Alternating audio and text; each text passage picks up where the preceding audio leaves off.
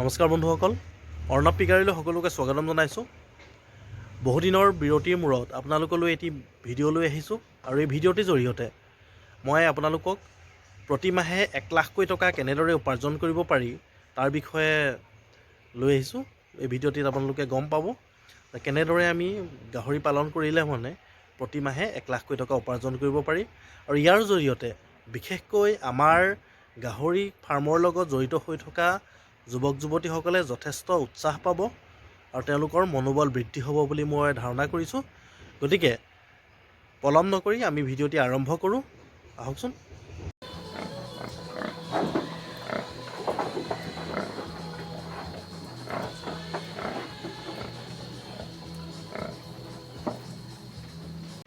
গতিকে আহক, বেছি পলম নকৰি আমি মূল কথালৈ আগবাঢ়োঁ।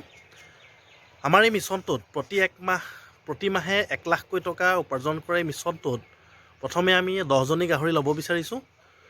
10জনী গাহৰিৰ হিচাপটো মই এনেদৰে কাগজত প্ৰস্তুত কৰি ৰাখিছোঁ। গতিকে চাওঁচোন আহক কেনেদৰে ৰাখিছোঁ। আৰু এই প্ৰগ্ৰেমটো মই নাম দিছোঁ মিছন 1 লাখ পাৰ মান্থ। মানে প্ৰতি মাহে আমি 1 লাখ টকা উপাৰ্জন কৰিব পৰা এটা মিছন মই লিখি ৰাখিছোঁ।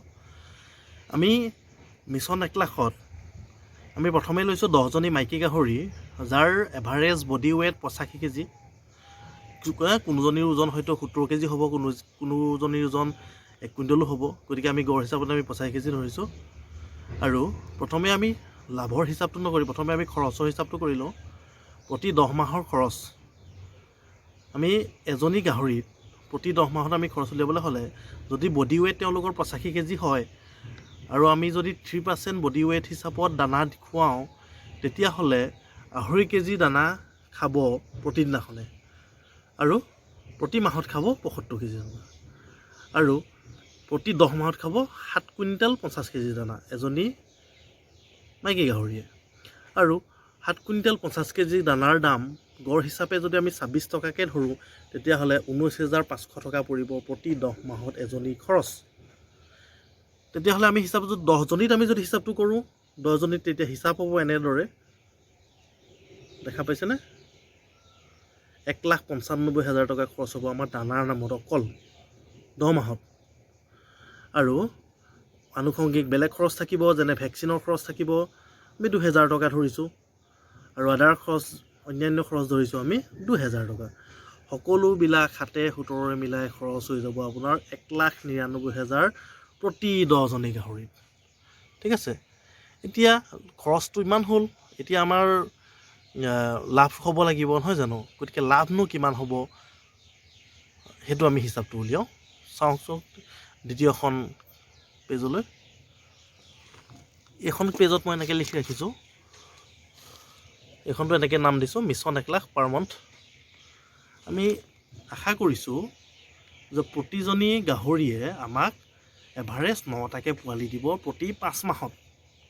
কোনোবাজনীয়ে 14টা 15টালৈকেও কেতিয়াবা পোৱালি দিয়ে আৰু কিছুমানজনীয়ে কেতিয়াবা কি হয় 6টা 7টা 8টা এনেকৈ দিয়ে। 6-7 খুব কমেই দিয়ে, 8-10ৰ ভিতৰতে থাকে জেনেৰেলি। তথাপিও মই এভাৰেজলি 9টাকৈ ধৰিছোঁ প্ৰতিজনী গাহৰিৰ পৰা।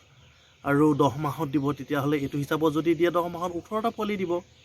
আৰু 18টা পোৱালিৰ আমি প্ৰতিটো পোৱালিত যদি আমি 6,000 টকাকৈ পাওঁ, বৰ্তমান বজাৰ দাম 6,000 টকা প্ৰতিটো পোৱালিৰ, তেতিয়াহ'লে আমি 1,08,000 টকা পাওঁ আমি 18টা পোৱালি।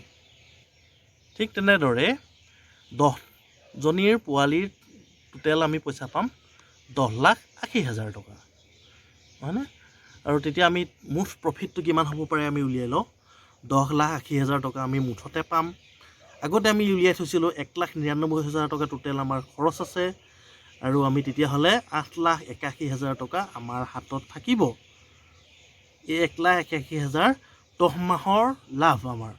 ঠিক আছে, তেতিয়াহ'লে আমাৰ প্ৰতি মাহৰ লাভ হ'ব এনেকৈ 88,100 টকা, মানে 88,100 প্ৰতি মাহে আমাৰ লাভ থাকিব। যদি আমি 10জনী মাইকী গাহৰি আমি ভালদৰে প্ৰতিপালন কৰি পোৱালি জগাই বিক্ৰী কৰিব পাৰোঁ, তেতিয়াহ'লে আমাৰ প্ৰতি মাহে লাভ হ'ব 88,000 টকা। এনেধৰণৰ ভিডিঅ'সমূহ পাই থাকিবলৈ আপোনালোকে চেনেলটো ছাবস্ক্ৰাইব কৰিব আৰু কাষতে থকা বেল আইকনটো প্ৰেছ কৰিবলৈ একেবাৰে নাপাহৰিব। Thank U.